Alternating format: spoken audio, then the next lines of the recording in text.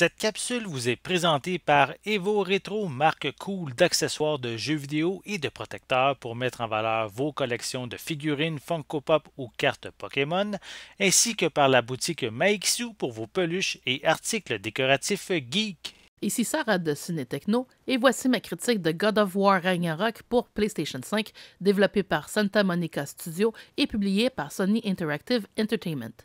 Le jeu est disponible à compter du 9 novembre 2022 et on pourra également le retrouver sur PlayStation 4. 3 ans se sont déroulés depuis les événements du jeu God of War précédent. Kratos et son fils Atreus, maintenant adolescents, doivent faire face au plan de vengeance d'Odin et de son fils Thor. Pour les contrer, nos deux protagonistes partiront à la recherche de soutien, dont celui de Tyr. En cours de route, Kratos en apprendra davantage sur les pouvoirs naissants de son fils, qui doit apprendre à les contrôler tout en comprenant mieux la prophétie de Loki et les liens de ce dernier avec lui. Pour ce faire, alors que la fin du monde se prépare, nos deux héros devront traverser 9 royaumes mythiques situés dans le monde de la mythologie nordique. Ce nouvel opus de God of War est tout simplement magnifique. Sur PS5, on s'émerveille sur les décors hivernaux tout en combattant des ennemis de tout acabit et les personnages sont si détaillés qu'on pourrait pratiquement toucher la fourrure des loups et autres bêtes. Les éléments familiers de la série sont de retour alors que les mécaniques du jeu d'action sont combinées à des casse-têtes environnementaux qui malheureusement exigent parfois une précision quasi chirurgicale.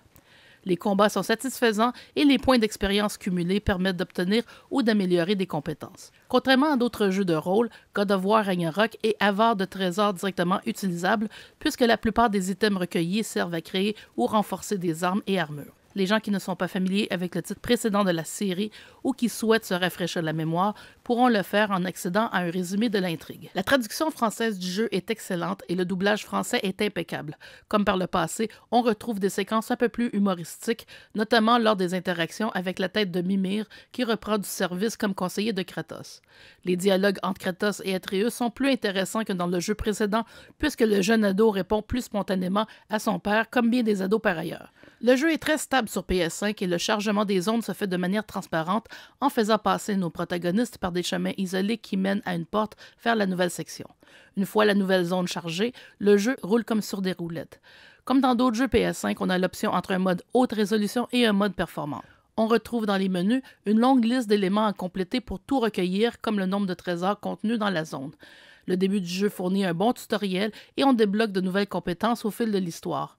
En général, on ne contrôle que Kratos, mais on peut faire appel aux habiletés d'Atreus en appuyant sur le bouton carré de la manette. C'est particulièrement utile lorsque plusieurs ennemis se retrouvent en même temps à l'écran ou qu'un monstre se trouve à un endroit hors de la portée de Kratos, même si ce dernier peut lancer sa hache pour atteindre des cibles distantes. Même si les vétérans de God of War se trouveront en terrain inconnu, Ragnarok ajoute de nouveaux éléments à l'intrigue et ses mécaniques de jeu demeurent du solide. Les 2 ans d'attente depuis l'annonce initiale en septembre 2020 ont valu la peine et il s'agit d'un titre qui justifie nettement l'achat à plein prix du jeu. God of War Ragnarok pour PlayStation 5 obtient la note de 9.5 sur 10. Merci d'avoir été à l'écoute.